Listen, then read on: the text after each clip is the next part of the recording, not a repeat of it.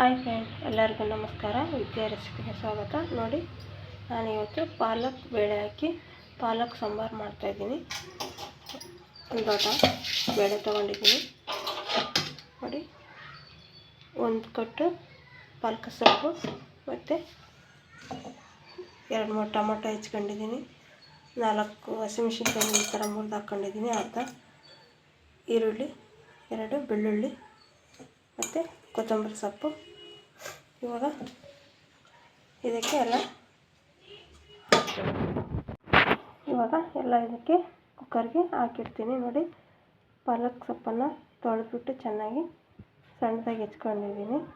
ಈಗ ಎಲ್ಲವನ್ನು ಇದಕ್ಕೆ ಕುಕ್ಕರ್ಗೆ ಸೇರಿಸ್ಕೊತೀನಿ ನಾನು. ಇದು ಕೂಡ ಒಟ್ಟಿಗೆ ಹಾಕ್ತೀನಿ. ನೋಡಿ,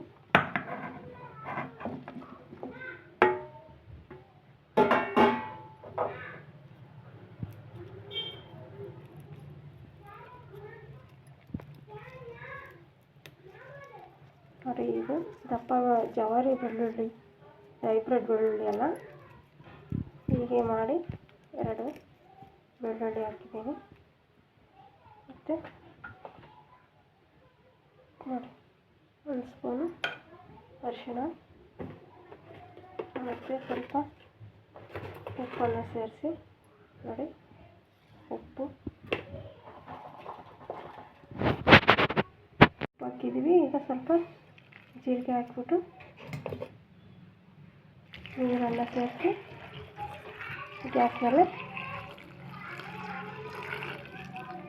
ಇವಾಗ ನೋಡ್ಕೊಂಡು ನೀರೆಲ್ಲ ಹಾಕ್ಬಿಟ್ಟು ಈಗ ಕ್ಲೋಸ್ ಮಾಡಿ ಇಡ್ತೀನಿ ನಾನು. ಇವಾಗ ಇದನ್ನು ಬಸ್ಕೊಂಡ್ಬಿಟ್ಟು ತಿಳಿನ ಇದನ್ನ ಚೆನ್ನಾಗಿ ಮಸಿತೀನಿ. ಮಸ್ತ್ ತೋರಿಸ್ತೀನಿ ನಿಮಗೆ. ಒಂದು ಪಾತ್ರೆಗೆ ತಿಳಿ ನೀರನ್ನು ಬಸ್ಕೊಂಡಿದ್ದೀನಿ, ಬೆಂದಿರೋದು. ಮತ್ತು ಇದನ್ನು ಒಂದು ಚೌಟಿಂದ ಈ ಥರ ಚೆನ್ನಾಗಿ ಪ್ರೆಸ್ ಮಾಡಿಬಿಟ್ಟು ಈ ಥರ ಎಣ್ಣೆ ಕಾದಿದೆ. ಸ್ವಲ್ಪ ಸಾಸಿವೆ,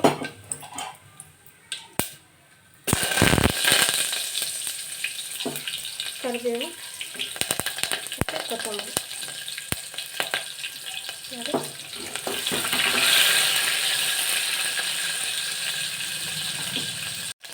ಒಗ್ಗರಣೆ ಆಗಿದೆ.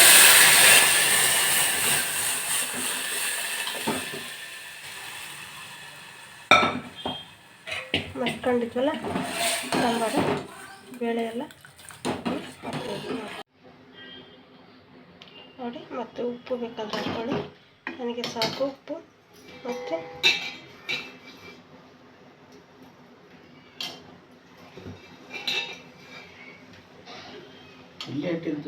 ಸಾಂಬಾರು ಪುಡಿ ಎಲ್ಲ ಹಾಕಿ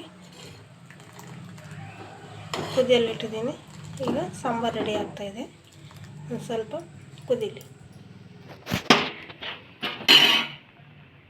ನೋಡಿದ್ರೆ ಸಾಂಬಾರು ಆಯಿತು, ಚೆನ್ನಾಗಿ ಕುದೀತಾ ಇದೆ. ಈಗ ಬಿಸಿ ಬಿಸಿ ಅನ್ನ ಜೊತೆ ಬಿಸಿ ಬಿಸಿ ಸಾಂಬಾರನ್ನು ಸರ್ವ್ ಮಾಡ್ತೀನಿ. ನೋಡಿ, ಅನ್ನದ ಜೊತೆ ಸಾಂಬಾರು.